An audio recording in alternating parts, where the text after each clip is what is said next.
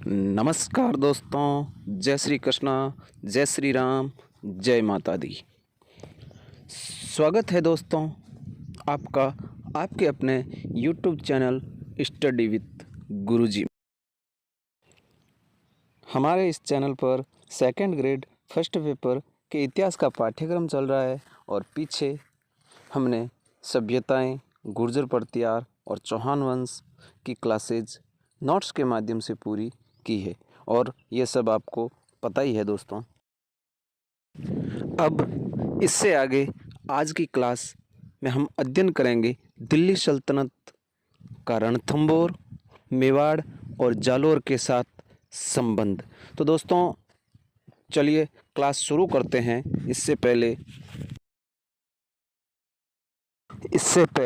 एक महत्वपूर्ण बात जो कि ये है कि दोस्तों अगर अभी तक आपने हमारा Telegram channel study with Guruji 7773 join नहीं किया है तो प्लीज़ जाकर के उसको ज्वाइन कर लीजिए, ताकि जैसे ही कोई नई अपडेट या फिर इस क्लास के नोट्स होंगे वो जो टेलीग्राम चैनल है उस पर उपलब्ध करवा दिए जाएंगे। तो दोस्तों हमारा सिलेबस का अगला टॉपिक जो है वो दिल्ली सल्तनत और राजस्थान है। तो दिल्ली सल्तनत और राजस्थान के अंदर हमें जो पढ़ने हैं मुख्य रूप से वो है रणथंभौर का दिल्ली सल्तनत के साथ संबंध, मेवाड़ का दिल्ली सल्तनत के साथ संबंध और जालौर का दिल्ली सल्तनत के साथ संबंध। इसमें पहले हम बात करेंगे रणथंभौर की। रणथंभौर का हम नोट्स पैटर्न के माध्यम से अध्ययन करेंगे। तो शुरू करते हैं दोस्तों। सबसे पहले रणथंभौर की, जैसे कि हमने पिछले अध्याय में भी अध्ययन किया था कि रणथंभौर की जो शाखा है वो चौहान शाखा है और यहाँ के जो वंश था वो चौहान वंश का यहाँ पे शासन रहा था। पृथ्वीराज तृतीय, तो अजमेर के चौहान पृथ्वीराज तृतीय के पुत्र गोविंदराज को रणथंभौर का संस्थापक कहा जाता है। आदि पुरुष गोविंदराज थे और रणथंभौर चौहान की शाखा की स्थापना जो प्रारंभिक परेशानियों में अगर देखा जाए तो गोविंदराज को उसके चाचा यानी कि पृथ्वीराज का भाई था हरिराज, जो कि बार बार परेशान करता था और बार बार परेशान करने के कारण गोविंदराज ने दिल्ली सल्तनत के शासक कुतुबुद्दीन ऐबक से सहायता ली। और जब कुतुबुद्दीन ऐबक से सहायता ली तो हरिराज को इस बात से बहुत ज़्यादा ग्लानि हुई और उसके कारण उसने जो आत्महत्या कर ली। उसके बाद दिल्ली सल्तनत के सुल्तान इल्तुतमिश, अगले सुल्तान थे इल्तुतमिश, ने रणथंभौर पर वल्हन के समय, वल्हन जो शासक था चौहानों का, उसके समय आक्रमण किया था और दूसरा आक्रमण इल्तुतमिश ने वीर नारायण के समय किया था। तो दोस्तों ये बात ध्यान रखना कि यहाँ पे जो चर्चा हो रही है केवल और केवल रणथंभौर का दिल्ली सल्तनत के साथ संबंध जिन जिन शासकों का था उनके बारे में ही होगी, क्योंकि अन्य वैसे तो बहुत सारे शासक थे, प्रत्येक के बारे में हम यहाँ पे नहीं पढ़ेंगे। तो दिल्ली सल्तनत के सुल्तान इल्तुतमिश ने 2 आक्रमण किए थे। उसमें पहला आक्रमण वल्हण के समय हुआ था और दूसरा आक्रमण वीर नारायण के समय हुआ था, जिसमें उल्लेख जो है वो वीर नारायण विजय में मिलता है। और उस युद्ध के अंदर वीर नारायण को इल्तुतमिश ने धोखे से मरवा दिया था। मेन मुख्य रूप से जो बातें याद रखनी है, पृथ्वीराज चौहान के पुत्र गोविंदराज ने इसकी स्थापना की। हरिराज द्वारा बार बार परेशान किया जा रहा था। हरिराज पृथ्वीराज का भाई था, गोविंदराज का चाचा, और हरिराज की परेशानी के कारण गोविंदराज ने कुतुबुद्दीन ऐबक से सहायता ली, जिसके कारण हरिराज को आत्मग्लानि हुई और उसने आत्महत्या कर ली। फिर वीर नारायण और इल्तुतमिश के आक्रमण का उल्लेख मिलता है।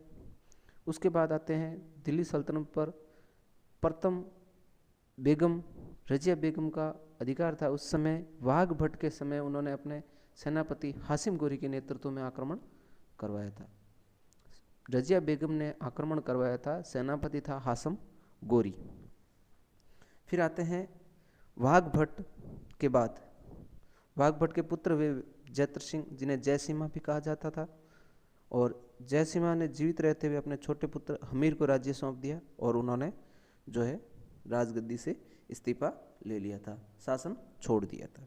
तो दोस्तों मुख्य रूप से जो दिल्ली सल्तनत के साथ रणथंभौर का संबंध है वो हमीर के समय ही हुआ था। हमीर एक दिग्विजय नीति का पालन करता था, वो अपने साम्राज्य को बढ़ाना चाहता था, जिसके कारण उसने बहुत सारे युद्ध लड़े। उसने 17 युद्ध लड़े और 17 में से 16 में उसने है जो विजय प्राप्त की थी और दिग्विजय नीति भी अपनाई थी। और 16 युद्धों में विजय प्राप्त करने के बाद में इसने कोटिजन यज्ञ करवाया था और कोटिजन यज्ञ में पुरोहित थे विश्वरूप। दोस्तों अब बात करते हैं थोड़ी हमीर चौहान की जो जानकारी के स्रोत है, हमीर चौहान के शासन की जानकारी कहाँ कहाँ से मिलती है उसके बारे में बात करते हैं।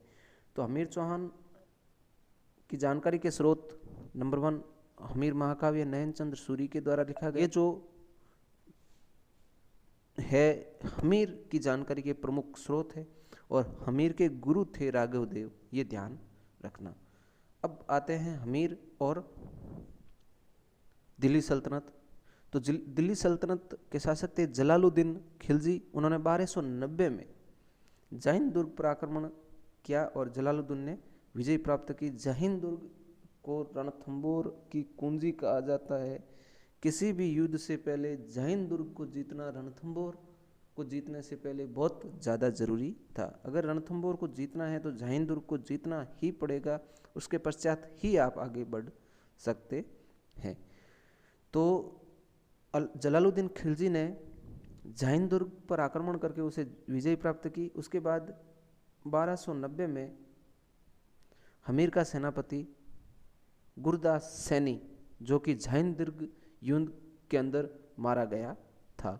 इसके पश्चात 1291 और 1292 में रणथंभौर पर जलालुद्दीन ने आक्रमण किया और पराजित हो गया। 2 बार युद्ध किया, डेरा डाला, वहाँ पे बैठा रहा, लेकिन कोई विजय नहीं प्राप्त हुई, कुछ भी हाथ नहीं लगा। इस कारण उसने है जो कहा था कि रणथंभौर जैसे 10 दुर्गों को मैं मुसलमान की दाढ़ी के एक बाल के बराबर भी नहीं समझता हूँ। जब बार बार वो पराजित हो गया तो उसने है जो ये बात कही कि ऐसे 10 दुर्गों को मैं मुसलमान की दाढ़ी के बराबर भी नहीं समझता हूँ। फिर आते हैं जलालुद्दीन के इन आक्रमणों की जानकारी अमीर खुसरो और बर्नी ने दी थी, जो कि जलालुद्दीन के साथ आए थे। अब आगे चलते हैं। यह है हमीरदेव चौहान और इनका जो प्रमुख रूप से सामना हुआ था वो था अलाउद्दीन खिलजी से। तो अब आते हैं हमीरदेव और अलाउद्दीन खिलजी। तो ऐसा कहा जाता है कि जलालुद्दीन बार बार हार के चला गया था। उसके बाद में अलाउद्दीन खिलजी जो है वो दिल्ली का सुल्तान बना और उसने गुजरात पर आक्रमण किया। और गुजरात पर आक्रमण करके जब वो वापस जा रहे थे तो उस समय उनके बीच जो लूट के माल को लेकर के समझौता हुआ, लेकिन उसमें जो उसके सेनापति है वो उससे संतुष्ट नहीं हुए और उन्होंने है जो अलाउद्दीन खिलजी के खिलाफ बगावत कर ली और वहाँ से चले गए।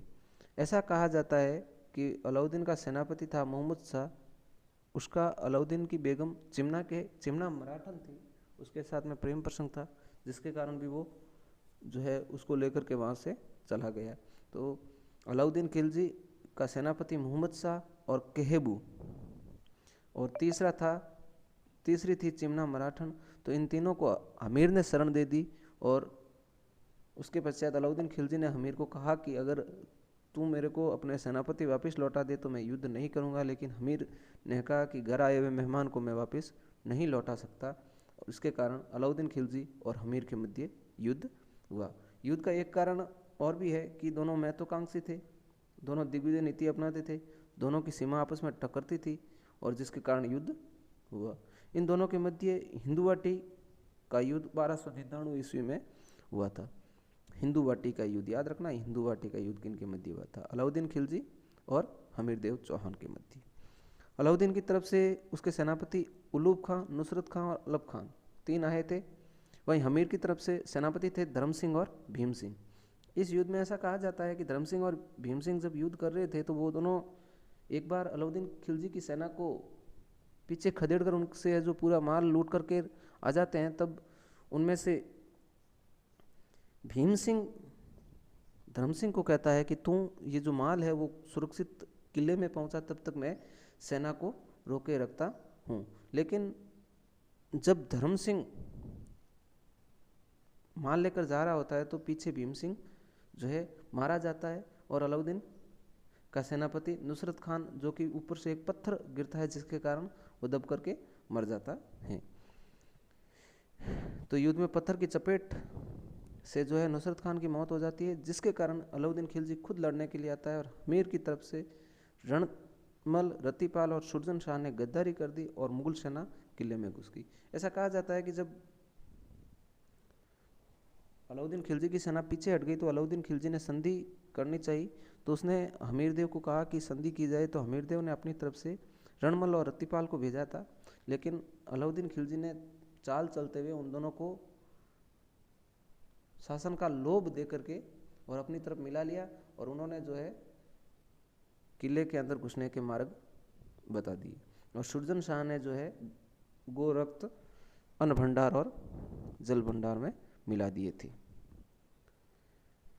और इसी कारण 11 जुलाई 1301 को अलाउद्दीन रणथंभौर के किले पर कब्जा कर लेता है और रणथंभौर में पहला साका होता है। साका अगर आपको नहीं पता है तो साका होता है जब पुरुष केसरिया वस्त्र धारण करके मरने और मारने के लिए युद्ध के अंदर जाते हैं और वीरगति को प्राप्त होते हैं, यानी कि वो वापस आने की आश छोड़ करके जाते हैं कि हम वापस आएंगे, और वहीं महिलाएं अग्नि या जल में समाहित होकर के अपने प्राण दे देते हैं। तो पुरुषों ने हमीरदेव के नेतृत्व में केसरिया किया, वहीं महिलाओं ने हमीरदेव की रानी रंग देवी के नेतृत्व में किले के पीछे पदमला तालाब में कूद करके जल जोहर कर लेती है। लेकिन कहीं जगह यह भी मिलता है कि पदमला तालाब में हमीरदेव की एक पुत्री थी जो कि कुंवारी थी, इसलिए उसने पदमला तालाब में कूद करके आत्महत्या कर ली और बाकी जो महिलाएं थी उन्होंने जो है जोहर किया था। हमीरदेव के रणथंभौर को फतेह करने के बाद अलाउद्दीन ने कहा था कि आज कुफ्र का गढ़ इस्लाम हो गया। कुफ्र जो है वो गद्दार को कहते हैं, इस्लाम विरोधी थे कुफ्र, इसलिए कहते हैं कि आज कुफ्र का गढ़ इस्लाम हो गया, यानी कि जो कुफ्र का जो किला है वो आज मुसलमानों के कब्जे में आ गया है। फिर औरंगजेब ने भी ऐसा ही एक वाकया कहा था महाराजा जसवंत सिंह की मृत्यु पर कि आज कुफ्र का दरवाज़ा टूट गया।